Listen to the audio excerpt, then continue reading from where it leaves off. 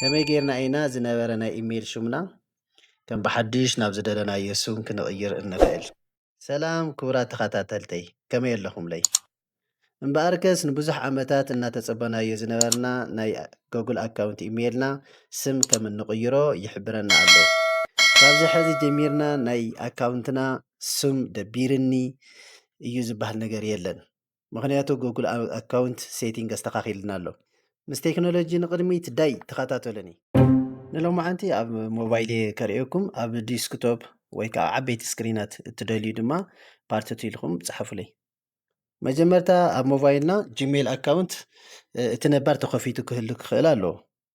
ብምቕፃል ኣብ ሞባይልና ሴቲንግ ርኢና ኣብ ላዕሊ ኣውሪድና መጨረሻ ኣከባቢ ስለ ዝህሉ ጎግል ዝብል ኣካውንት ጎግል ዝብል ክሊክ ክንገብር ኣለና። ብድሕሪኡ ጎግል ሰርቪስ ዝብል ኣለና።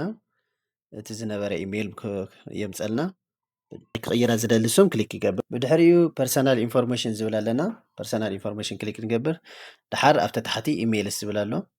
ብድሕሪ ኢሜይልስ ጎግል ኣካውንት ኢሜይልስ ኣየና ኢኻ ትደሊ ኣብ ኣላ ታስም ዝነበረት እዚኣ ኤግዚስቲንግ ዝፀንሐት ማለት እዩ። ድሕሪ ናይ ሴኩሪቲ ናብ ፎን ናይ ሞባይለይ ወይ ፓተርን ወይ ክህልወኩም ይኽእል እዩ ትኸፍቱ።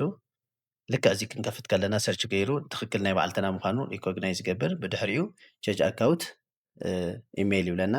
ንቕፅል ኣብ ላዕሊ እታ ዝነበረት ኣላ ኣብ ታሕቲ ከዓ ተሓዳሽ ነእትዋ ንመርፅ ማለት እዩ። ስለዚ ኣነ መርሃዊ ኢለ ቀፂለ ኣለኹ ይፅሕፍ ኣለኹ መርሃዊ ሃይላይ ክስካብ ይነግረና 619 ኢልካ ሃይላይ ኢልካ ዲኻ ተፈላለየ ይህበኒ ኣሎ። ኣነ እታ ዝደለኽዋ ኣብዚኣ እታ ትደለኹ ድማ ትእትዉ ማለት እዩ። ግን ዘይተታሓዘ ክኾን ክኽእል ኣሎ ይነግረና እውን ተተታሒዙ እውን ተታሒዙ ይብል እዩ።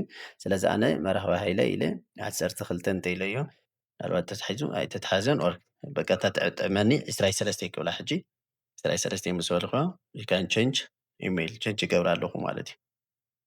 ልክዕ ቼንጅ ክገብራ ከለኹ እታ ዝነበረት ኤግዚስቲንግ በዚኣ ትቕየርላ የስ ቼንጅ ኢሜይልስ ይብል ኣለኹ ማለት እዩ። ብድሕሪኡ ኦልሬዲ ይካን ቼንጅ ኢሉ ኣሎ ኣብ ታሕቲ ወዲ ኢለ ኣሎ ማለት እዩ። እዚኣ ብምሉእ ዘረኣኹም ኣብ ሞባይልና ጥራይ ትርከብ እያ። ስለዚ ክቡራት ተኸታተልተይ ነዚ ፓርቲቱ ትቕፅሉ ንዲስክቶፕ ትደልዩ ፓርቲቱ በሉለይኹም